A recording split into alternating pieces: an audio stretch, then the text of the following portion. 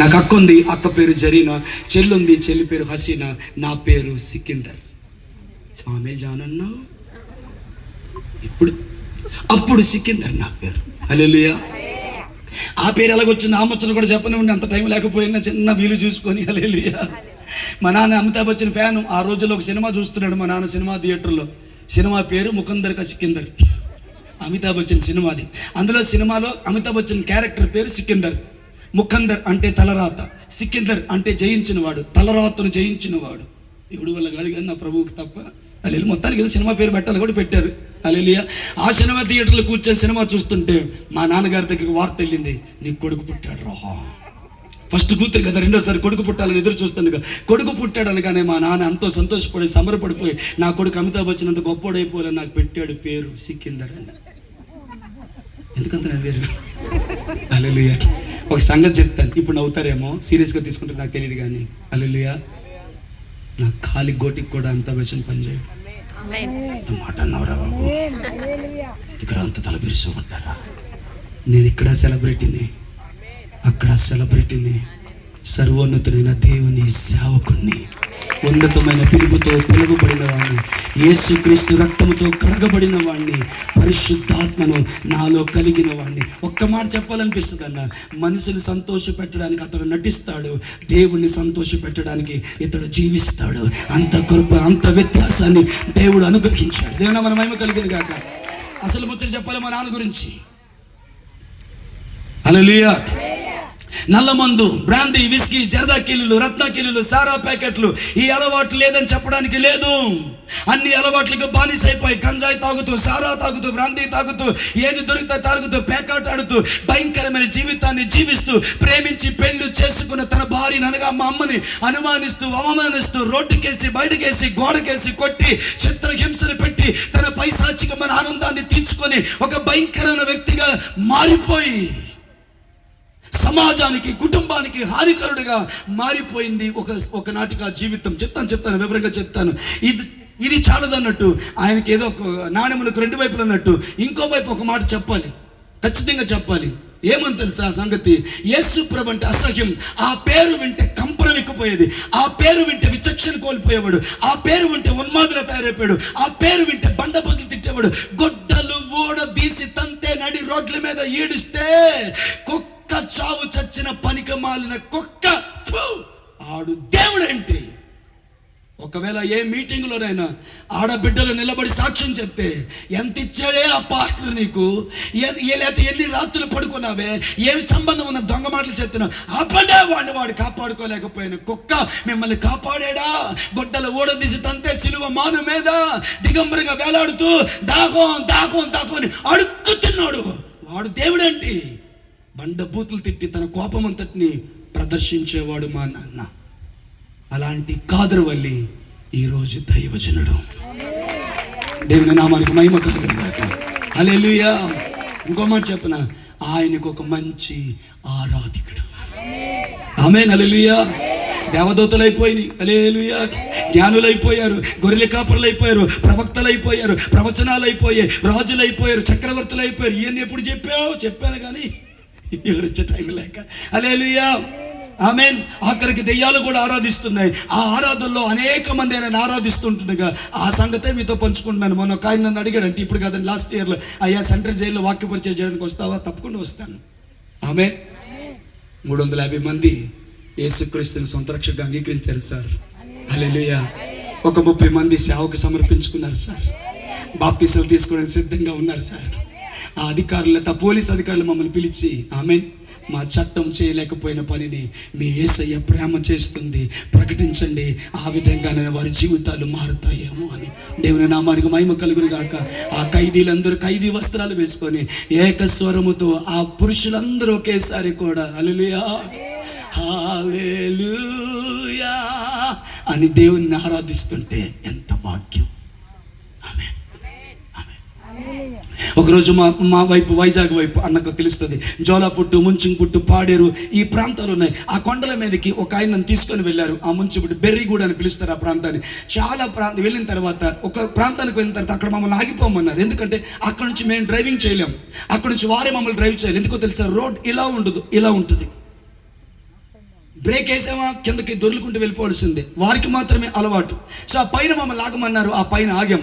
కిందకి మమ్మల్ని తీసుకెళ్ళక ముందు ఆ పర్వత అంచుపు నన్ను తీసుకొని వెళ్ళాడు. ఆయన తీసుకొని వెళ్తే అక్కడ చూడమన్నాడు. కింద చూశాను, దాదాపు 300 మంది హల్లెలూయా కొండ జాతి వారు దేవునిని ఒకరి భుజాల మీద ఒకరు చేసుకొని ఆ దింసా డ్యాన్స్ నృత్యం చేస్తూ దేవుని ఆరాధిస్తున్నారు. దైవజనుడు ఏడుస్తూ చెప్పాడు, అయ్యా ఈ ప్రాంతానికి మొట్టమొదటిసారి వచ్చినప్పుడు నన్ను కొట్టారు, అవమానపరిచారు, చెట్టుకు కట్టి ఉంచేశారు అని చాలా చెప్పారు. అవన్నీ నేను చెప్పలేను. అయినా వారి భాష నేర్చుకొని వారితోనే ఉంటూ సువార్తను ప్రకటించాను. స్త్రీలకి టాప్ వేసుకోవడం తెలియదు, పైన వేసుకునేవారు, కింద వేసుకునేవారు కాదు, కింద భాగం మాత్రమే వేసుకునేవారు. వారిని చూసి నవ్వితే చంపేస్తారు, వాళ్ళకి నచ్చపోతే చంపేస్తారు. ఎన్నో చంపడానికి ప్రయత్నాలు చేశారు. నా ప్రభు నన్ను కాపాడుతూ వచ్చాడు. వారికి సువార్త ప్రకటించాను. నాగరికత తెలియనటువంటి, బట్టలు కూడా వేసుకోవడం తెలియనటువంటి ఈ 300 మంది యేసు క్రీస్తుని సొంత రక్షకుడిగా ఆరాధిస్తున్నారు, అంగీకరిస్తున్నారు. వారికి వాక్య పరిచయం చేయడానికి మిమ్మల్ని పిలిచామంటే అక్కడే మోకాలేసి ఏడ్చి ప్రభుతో ఒక మాట అన్నాను, ప్రభు నేను అమెరికా దేశానికి నన్ను తీసుకుని వెళ్ళినా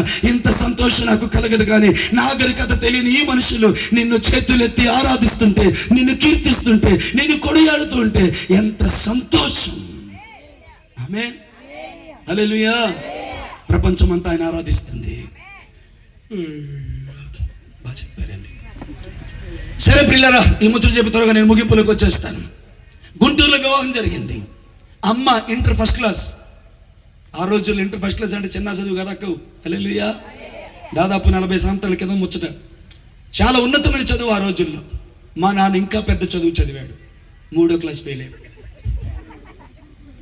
స్కూల్కి పోతేగా, స్కూల్కి వెళ్ళేవాడు కాదు.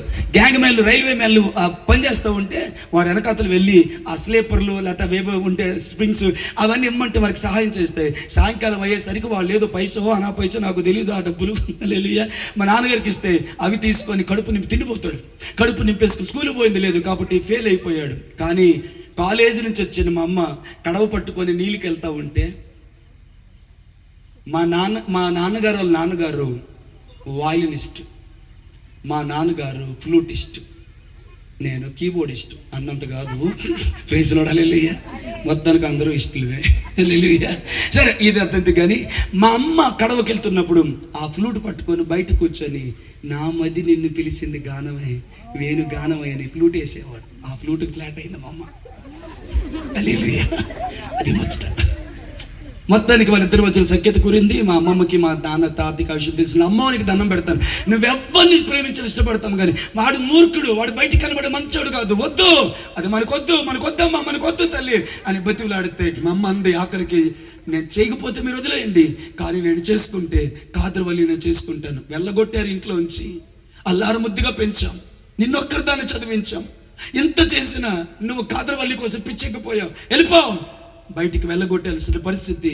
ముస్లిం పద్ధతిలో వివాహం జరిగిపోయింది. గుంటూరు జిల్లాలో హోసన్న మందిరం ఉంటుంది, గోరంట్ల.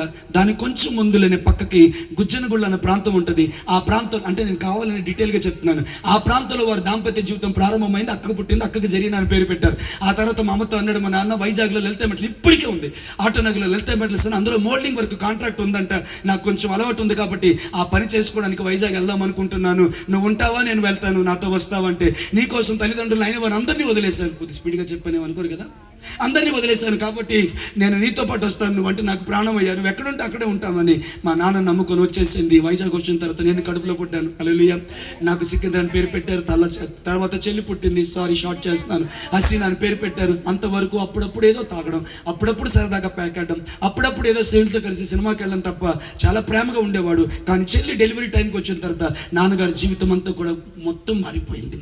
నల్ల మందు, గంజాయి, విస్కీ, బ్రాందీ, రత్నగిరి, జరదాకిరీలు, పేకాట, రౌడీజం అన్నిటికీ అలవాటు అయిపోయి ప్రేమించి పెళ్లి చేసుకున్న మా అమ్మను అనుమానిస్తూ, అవమానిస్తూ, కొడుతూ, హింసిస్తూ, బాధపెడుతూ, పలు రకాలుగా హింస పెట్టి 2 రోజులకి 3 రోజులకి ఇంటికి రాకుండా వచ్చిన డబ్బులంతా కూడా తాగుతూ చాలా భయంకరమైన కిరాతకమైన వ్యక్తిగా మారిపోయి వలి దాదా అని పిలువబడుతూ ఫ్యాక్టరీలో వారిని కొట్టి, ఓనర్ని కొట్టి జైలుకు వెళ్ళే పరిస్థితులు వచ్చి వెళ్ళి మళ్ళీ విడుదల పొంది ఇలాంటి ఎన్నో జరుగుతూ జీవితం అంతా కూడా భయంకరంగా మారిపోయింది. ఇంట్లో తినడానికి డబ్బులు ఇచ్చేవాడు కాదు మా నాన్న. చాలా దౌర్భాగ్యమైన పరిస్థితి. మా అమ్మ ఏడ్చేది, బాధపడేది. ఒకరోజు ముగ్గురు పిల్లలు కూర్చోపెట్టి మా నాన్న కాళ్ళు పట్టుకొని, ఏమైందండి, ఎందుకు ఇలా మారిపోయారు, మీ అందమంతా పాడైపోయింది, కళ్ళు ఎర్రగైపోయి ఒళ్ళంతా కూడా ఆ మురికి అయిపోతుంది, సారాకి ఎందుకు అలవాటు పడిపోయారు, దీనికి ఎందుకు అలవాటు పడిపోయారు, నా వల్ల ఏమైనా తప్పు జరిగిందా, నేనేమైనా బాధ పెట్టానా, నేను హింస పెట్టానా, మీకు నచ్చినట్టు ఉండట్లేదా, నేను మార్చుకుంటాను, తాగొద్దయ్యా, పిల్లలు అనాథులైపోతారు, నేను చూస్తే భయం వేస్తుంది అని ఏడుస్తుంటే కాళ్ళతో గుండెల మీద తన్ని, మేము మరదు, నేను మగోని, నేను తాగుతాను, నచ్చితే ఉండు, లేకపోతే నువ్వు ఎవరితో నేను వెళ్ళిపో. పిల్లలు ఏమైపోవాలండి, ఏమో పిల్లల్ని ఎవరికన్నావో గ్యారంటీ ఉందా?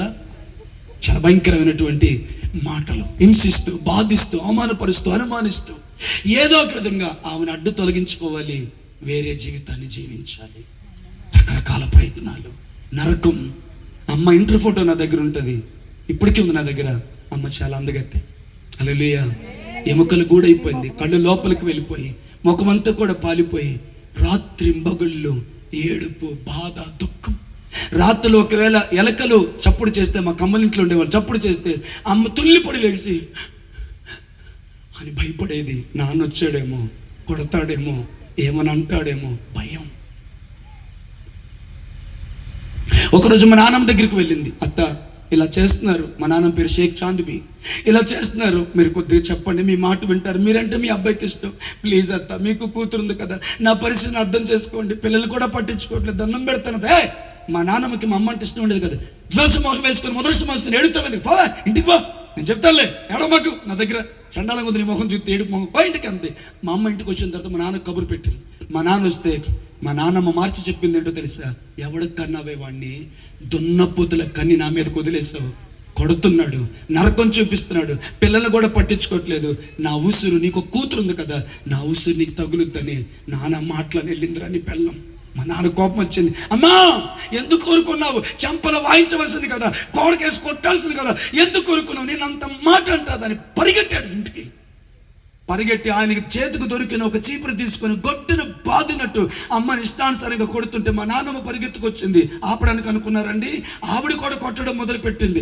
ఇద్దరు ఇష్టానుసారంగా విచక్షణ కోల్పోయి కొడుతుంటే ఇంకా నేను చచ్చిపోతానన్న భయం వేసినప్పుడు నాన్నమ్మ కాళ్ళు పట్టుకొని అమ్మ ఏడ్చింది. నేను చచ్చిపోతే నా ముగ్గురు పిల్లలు అనాథులైపోతారు, మీకు దండం పెడతానండి, దయచేసి నన్ను వదిలేండి అత్తే, ఇంకెప్పుడు మీ జోలికి రాను, ఏమండి ఇంకెప్పుడు మిమ్మల్ని ఇంటి గురించి నేను మాట్లాడను, నేను చచ్చిపోతే నా ముగ్గురు పిల్లలు అనాథులైపోతారు, మీకు దండం పెడతాను. మా నాన్న చేయి పట్టుకుని, వలి రారా, అది చచ్చిపోతే నువ్వు జైల్లో కూర్చోవాలి, నువ్వు లేకపోతే నేను ఉండలేను రవ్వాలి, ఇన్ని మాట్లాడినావుగా, అదే సచ్చుద్దులే, సావే ఎందుకు నీ బతుకు దేంట్లో పడి, సావే నా కొడుకు ఇంకో జీవితం పెట్టుకుంటాను, ఇంకో దాని ఇచ్చి చేసుకుంటాను, సావే పనికి వాళ్ళంతాను, నీ ముగ్గురు పిల్లలు తీసుకొని చావు, మీకు దండం పెడతాను, వెళ్ళిపోండి అత్తయ్య.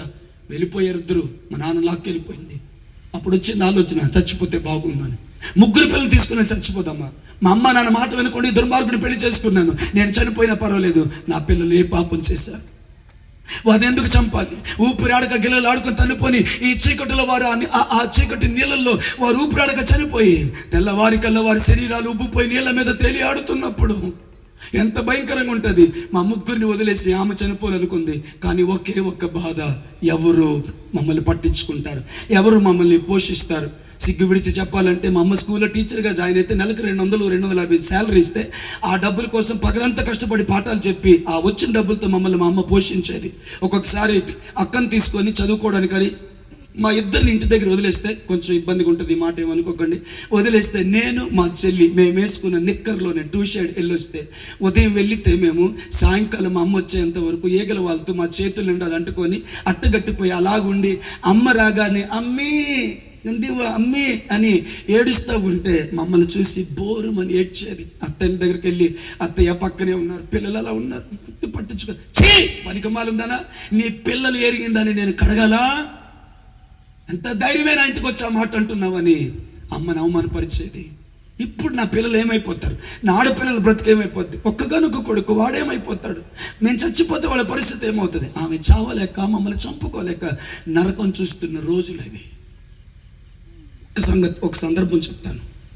2 రోజుల తర్వాత ఇంటికి వచ్చి అన్నం పెట్టన్నాడు, అంత పచ్చడి ఉంటే అన్నం వేసి పెట్టింది. ఇది ఇప్పుడు చెప్తాను, ఎక్కడికి వెళ్ళి అన్నం పెట్టింది మా అమ్మ.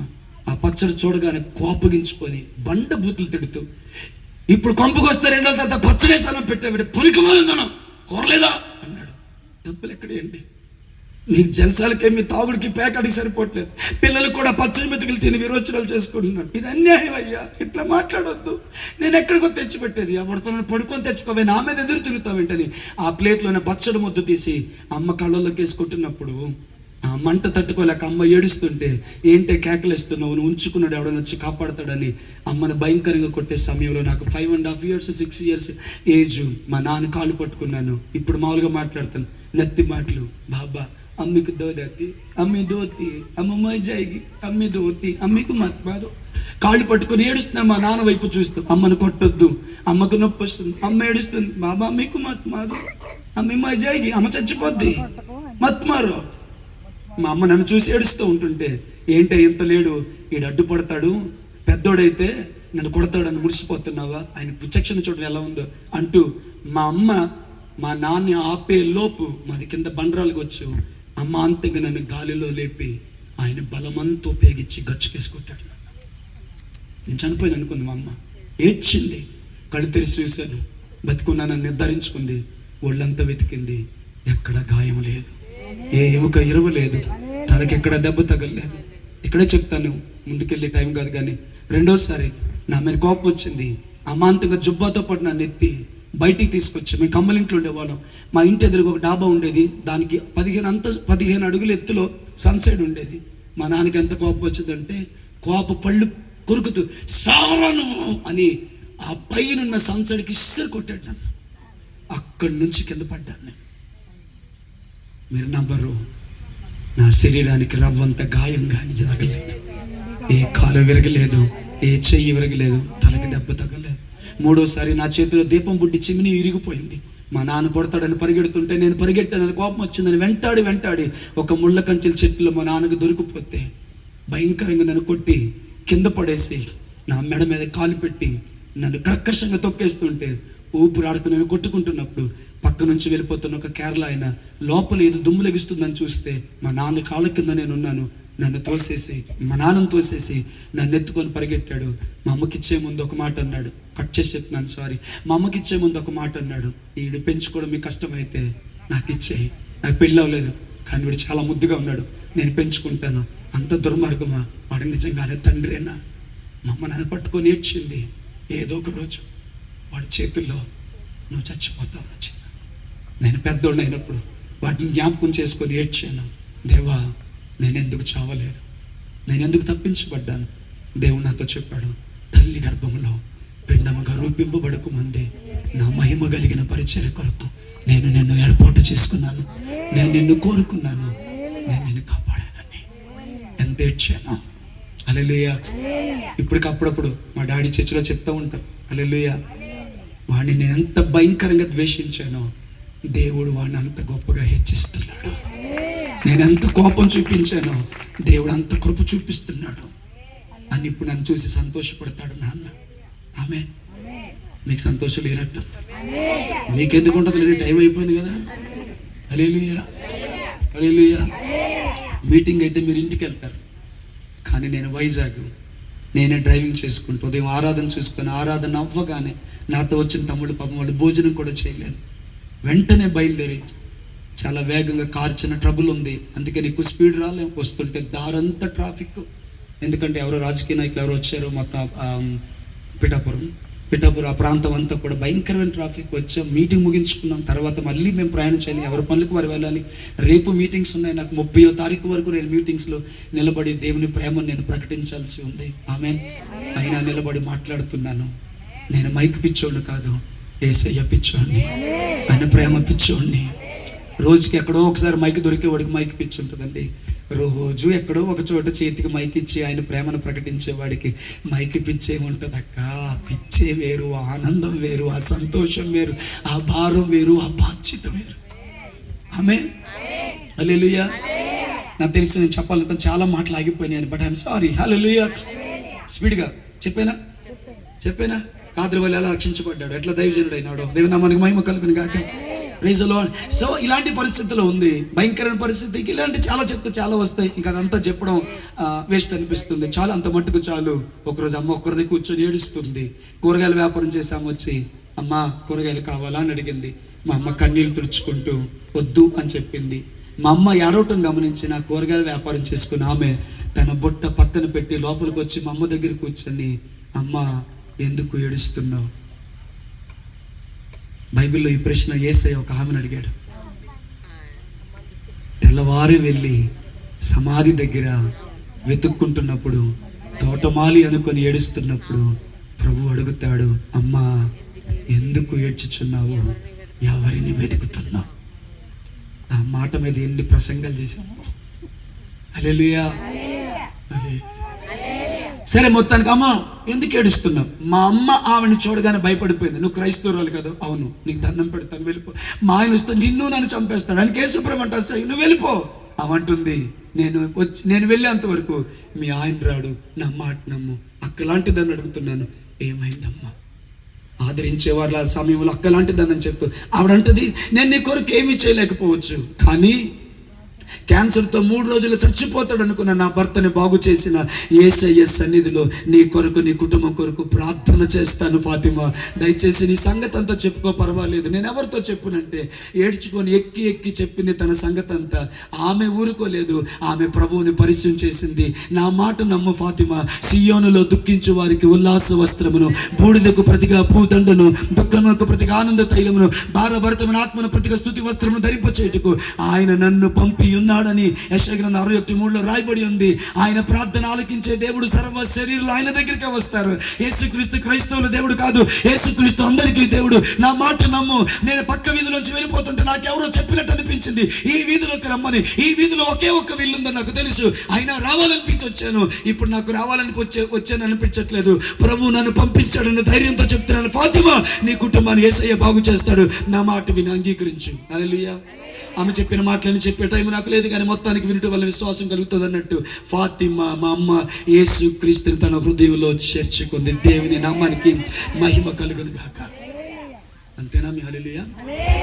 పోలేండి, అంతకుమించి మిమ్మల్ని బలవంతం చేయను. నేను బతిలాడతాను కానీ బలవంతం చేయను. హల్లెలూయా. సరే, అలాంటి పరిస్థితుల్లో ఉంటున్నప్పుడు అమ్మ ప్రభుని అంగీకరించింది. ఒకరోజు ఉపవాసం ఉంది, అడిగింది ఉపవాస ప్రార్థన గురించి అడిగింది. మా అమ్మ ప్రతి శుక్రవారం ముస్లిమ్స్కి చాలా స్పెషల్ డే కదా, ఆ రోజు నేను ఉపవాసం ఉండొచ్చా అక్క అంటే, నువ్వు ఎప్పుడైనా ఉండు, మీకు అలవాటు కదా, పోనీ శుక్రవారం ఉండు. ఆ రోజు ఉపవాసం ఉంది మా అమ్మ. కొద్ది వేగంగా చెప్పి ముగిస్తాను. ఉపవాసం ఉండి ప్రార్థన చేస్తుంది. తలుపులు వేసుకుంది. అనుమానం కొట్టాడు. కాదరువల్లి మా నాయన వచ్చింది. మెల్లిగా తలుపు తీసి చూశాడు. మా అమ్మ ముసుకేసుకొని మోకాళ్ళ మీద చేతులు ఇలా పెట్టింది. నమాజ్ చేసుకుంటుందిలే అనుకున్నాడు. సేమ్ ప్యాటర్న్ కదా. హల్లెలూయా. నమాజ్ చేసుకుంటుందిలే అనుకున్నాడు. మా నాన్న చూడని సంగతి తెలియదు.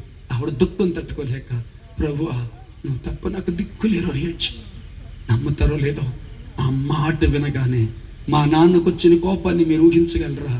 నేలకేసి గోడకేసి కొట్టి ఎలా పడితే అలా తన్ని, ఉసే ఎంత పని చేసేవే, ఏ పాస్టర్ తగిలేడే, ఏ క్రైస్తవుడు తగిలేడే, ఎన్నాళ్ళ నుంచి సాగుతుంది రంకు. అమ్మో ఎంత పని చేసావు. మా అమ్మకి తెలిస్తే, మా అన్నయ్యకి తెలిస్తే, మా తమ్ముడికి తెలిస్తే, మా చెల్లికి తెలిస్తే, ఇరుగు పొరుగు వారికి తెలిస్తే ఎంత పరుగు పోతుంది. అమ్మో నీకు ఇంత ధైర్యం ఎలా వచ్చిందే? యేసుప్రభు అంటే అసహించుకొని బండబూతులు తింటే నా ఇంటిలోనే ఆ యేసుప్రభుకి ప్రార్థన చేస్తున్నామంటే ఎంతగా బరి తెగించావా, ఎవడు తగిలేడే నీకు అని బండబూతులు తిట్టి భయంకరంగా కొట్టాడు. ఆ డీటెయిల్ చెప్పే టైం నా దగ్గర లేదు. కొట్టి ఒక మాట అన్నాడు, నిన్ను ఎలా చంపి అడ్డు తొలగించుకోవాలనుకుంటున్నాను, కానీ ఈ రోజు నాకు మంచి రీజన్ దొరికింది. మా ముస్లిం జాతి గొప్పది.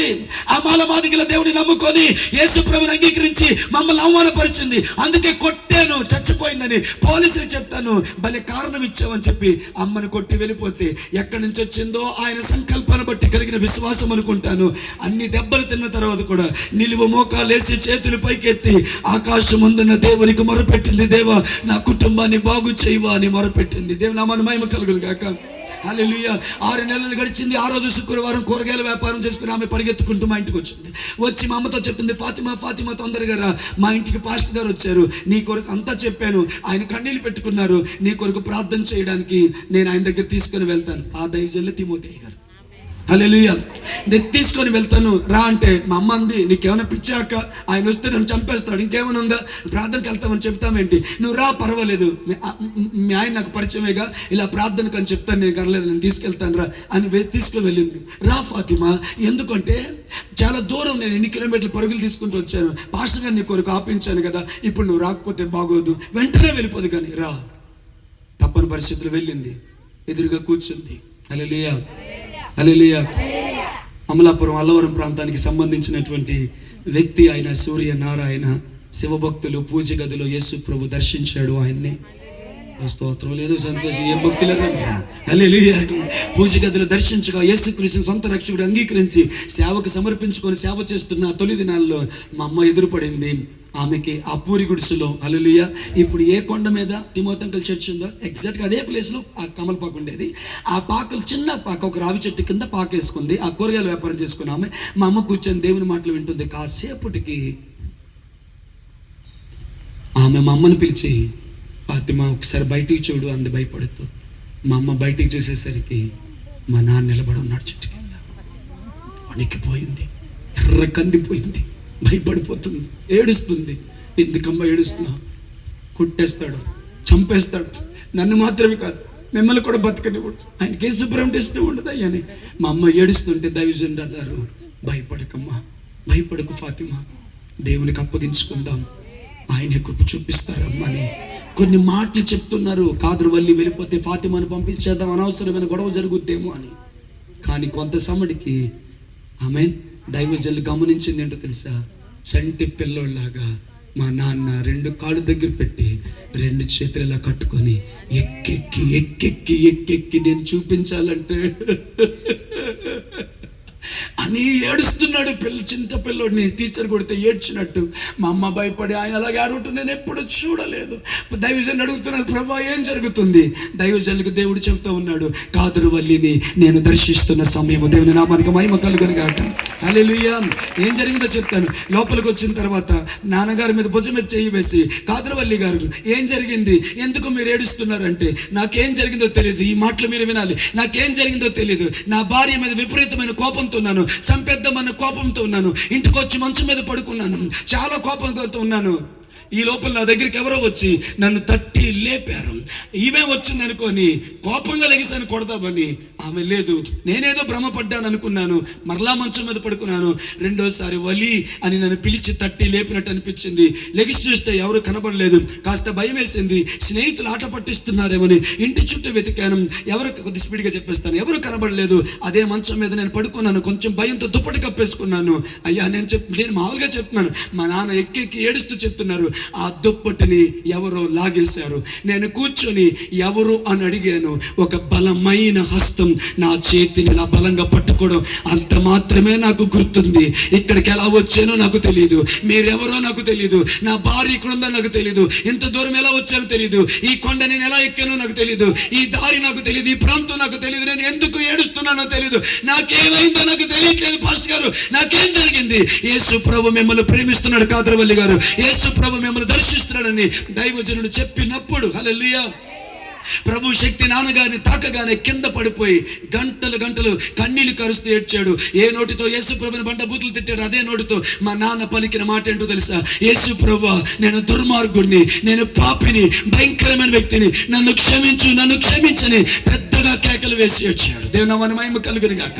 పాప ఒప్పుకోలు ప్రార్థన జరిగింది. యేసుక్రీస్తుని సొంత రక్షకుడిగా అంగీకరించారు. ఆయన కచ్చయికి తప్పలేదు. నాకు ఇంటికి వచ్చాడు, అమ్మని మమ్మల్ని పట్టుకొని బోరుమని ఏడ్చి, ఆ పాస్టర్ గారు ఎక్కడ ఉంటారో తెలుసుకో, ప్రతి ఆదివారం చర్చికి వెళ్దాము, నేను కూడా చర్చికి వెళ్తాను, పిల్లల్ని తీసుకుని వెళ్దామని నన్ను మా చెల్లెలు పిలిచి ఇంట్లో కొన్ని ఫోటోలు, మహమ్మద్ ప్రత ఫోటోలు, కొన్ని ముస్లిం తాలూకు పుస్తకాలు ఉంటాయి, అవన్నీ చెరువులో పారేయమన్నారు. చెరువులో పారేసి వస్తే మమ్మల్ని పట్టుకొని ఏడ్చి ఇక్కడ నుంచి చర్చికి వెళ్దామని. హల్లెలూయా.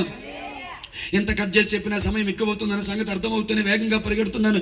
దేవుని నామానికి మహిమ కలుగును గాక. 3 రోజులు మా నాన్న డ్యూటీకి వెళ్ళలేదు, ఇంట్లో మోకాలిసి ప్రార్థన చేయడం మొదలు పెట్టారు. ప్రభు చిత్తమైతే మా నాన్న ఎప్పుడైనా తీసుకొని వస్తే ఆ 3 రోజులు దేవుడు ఆయనతో మాట్లాడిన మాటలు, ప్రభు ఇచ్చిన దర్శనాలు చెప్తే మీరు నమ్మలేరు. అంత ఆశ్చర్యతగా వ్యక్తిగతంగా దర్శిస్తే మా నాన్న ఏడ్చాడు, బండ బూతులు తిట్టాను, అవమానించాను, నీ సేవకులు అవమానించాను, నిన్ను నమ్ముకున్న వారిని అసహించాను, ఏ గుడ్డలు ఓడదీస్తే దిక్కుమాలి సాగు సచ్చిన కుక్క ఆడేమి దేవుడు నేను తిట్టాను. ఇంతగా నన్ను ప్రేమించినావు, ఇంతగా నన్ను దర్శిస్తున్నావు, ఇంతగా నన్ను కోరుకున్నావు, ఏముంది ప్రభా, ఏముంది నాలో? ఏముంది ఏంటండి? ఆయన అనాది సంకల్పం ఉంది. మీ హల్లెలూయా చల్లంగా ఉండ, ఇదేమో హల్లెలూయా. హల్లెలూయా. సరే ప్రైజ్ ది లార్డ్. హల్లెలూయా. ఆ 3 రోజులు నాన్న డ్యూటీకి వెళ్ళదు కాబట్టి మా నాన్నగారు తాగుబోతు బ్యాచ్ వచ్చింది. నాకు కొన్ని పేర్లు గుర్తున్నాయి. ఒక పేరు బైరాగి, ఇంకో పేరు సత్యనారాయణ, ఇంకో పేరు నిరంజన్, ఇంకో పేరు నాకు తెలీదు. ఈ బ్యాచ్ వచ్చి వలి గరిమే బయటకే క్యా కర్తీ రే, హల్లెలూయా, శాలరీ ఆరే దారు పియంగే. అర్థమైందా? ఇంట్లో కూర్చొని ఏం చేస్తాం? 3 రోజుల నుంచి రాలేదు, ఒంట్లో బాగలేదు, జ్వరమా, ఒక్కసారి ఎత్తే మొత్తం పోద్ది, జీతం వచ్చిందిరా తాగుదాంపా. మా నాన్న అన్నాడు, నేను తాగనురా. ఏయ్, ఎందుకు మామాట పడతావు? ఈరోజు మేము నీకు పోపిస్తాం, అందరం తాగుదాం, రేపు నువ్వు జీతం తీసుకుంటావుగా, మాకు పోపి మేము తాగుతాం. అక్క నేను అనుకుంటాను, తాగుబోతులకున్న ఐక్యతలో సగం ఐక్యత మన సంఘాల్లో ఉండుంటే సార్ దేశం ఎప్పుడో ఏసై పాలనలోకి వచ్చి ఉండేదేమో. ఏం యూనిటీ అండి. హల్లెలూయా, హల్లెలూయా. మేమే వెళ్ళి తాగుదువురా వలి, మమ్మల్ని తాగుబోతుని చేసినాడు నువ్వే కదా, మా గురువు నువ్వే కదరా, నువ్వు లేకుండా తాగుబోతు కాలేదు, ఎత్తిన పెగ్గు అక్కడే పెట్టి వచ్చావు, రావాలి. నీ మా ఐదారు ప్రేమ తగలబెట్టాలి. హల్లెలూయా. అప్పుడు మా నాన్న అన్నాడు, నేను మందు మానేశాను నవ్వి, మమ్మల్ని తాగుబోతుని చేసి నువ్వు కదా, నువ్వు మందు మానేసాడు, మేము ఎట్లా మొహమాట పడుతున్నావు, రారాత కాదు వాళ్ళంటే. అప్పుడు మా నాన్న అన్నాడు, నా ప్రభు నన్ను దర్శించాడు, నా జీవితము మారింది. ఆ రోజు మా ఇంటికి క్రిస్మస్ వచ్చిన రోజు, ఆ రోజు మా ఇంటికి క్రిస్మస్ వచ్చిన రోజు. దేవుని మహిమ కలుగును గాక. అయ్యో, ఇది చెప్పకుండా ఉండలేని తాగుబోతు బ్యాచ్ అంతా ఎక్కడికి వెళ్ళారో తెలుసా? మా నాన్నమ్మ దగ్గరికి వెళ్ళి, అమ్మీ క్యా హువా రే బోల్నా రే, ఎందుకు నసుగుతారు చెప్పండి రే, ఏమైందంటే వలి అంటే ఏమైందిరా వలికి ఏం అవ్వలేదు, కానీ ఎలా చెప్పాలి అర్థం కావట్లేదు.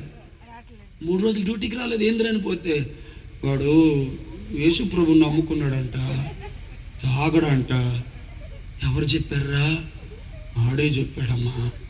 మా నాన్నమ్మ ఎర్రి కోపం వచ్చింది, బట్టలు చింపుకుంది, జుట్టు పీక్కుంది, గోడకేసి కొట్టుకుంది, నెత్తురు వచ్చేలాగా బయట రోడ్డు మీదకి వచ్చి కింద పొరలాడుతూ. చూసారండి, తాగి భార్య పిల్లలు తింటుంటే మీరు బెట్టకి తచ్చేమ్మా అంటే ఎంత మంచోడో నా కొడుకని నటుకులు వేసిన ఈ అమ్మ ఇప్పుడు మందు మానేసి అన్నీ మానేసి జీవితం మార్చుకుంటే మేకేకరం వల్ల మీరు పెట్టే పాగలోకి అంటే నా కొడుకు పిచ్చోడు అయిపోయాడు.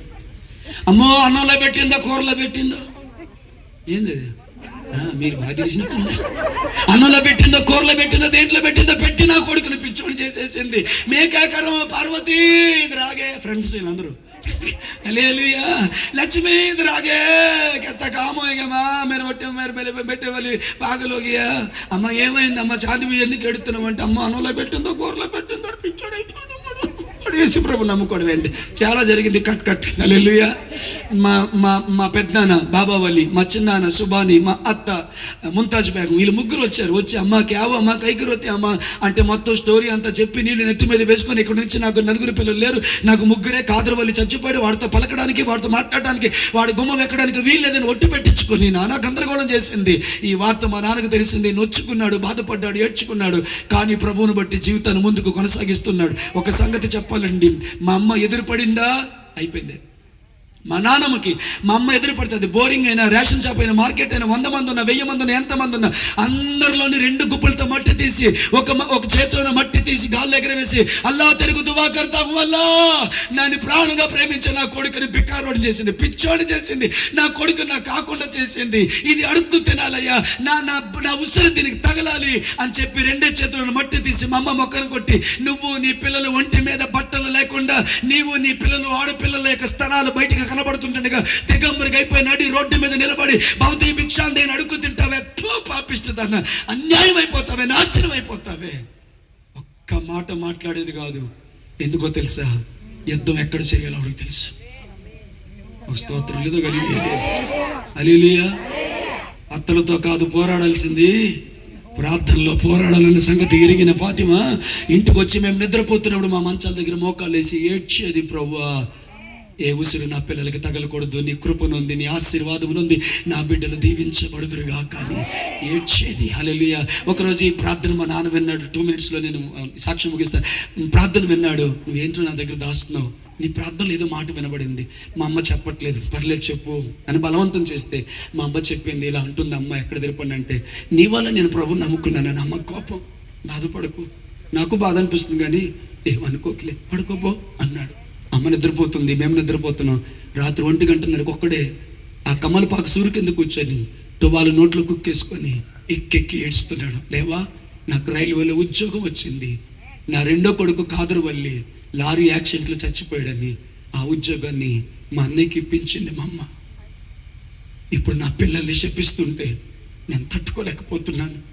ఏ శాపం నా పిల్లలకి తగలదు కదా, నా తల్లి ఉసురు నా పిల్లల మీదకి రాదు కదా అని మా నాన్న ఏడుస్తుంటే ఆయనకి వినబడిన స్వరం, భయపడకు, నిన్ను నీ పిల్లల్ని నా సన్నిధిలో యాజకత్వం చేయడానికి నేను నిర్ణయించుకున్నాను. నేను నిన్ను ఆశీర్వదిస్తాను, నేను నిన్ను దీవిస్తాను, అనేకులకు ఆశీర్వాదకరంగా చేస్తాను. మాట ఇచ్చిన నమ్మదగిన దేవుడు. అమ్మ నాన్న దేవుని సేవ చేస్తున్నారు, నేను నా భార్య దేవుని సేవ చేస్తున్నాం, అక్క బావ సేవ చేస్తున్నారు. బావ 3 తుమ్మల దగ్గర ఉన్న వ్యక్తి. హల్లెలూయా. పోతుమూడి సరోజనమ్మ వారి కుమారుడు. హల్లెలూయా. ఆ పేరుకి ఎవరికైనా తెలిస్తే హల్లెలూయా. 3 తుమ్మల దగ్గర వారి ఇల్లు. తన పేరు సురేంద్ర కుమార్. హల్లెలూయా. ఆ వ్యక్తి మా అక్కను చేసుకోవడం జరిగింది.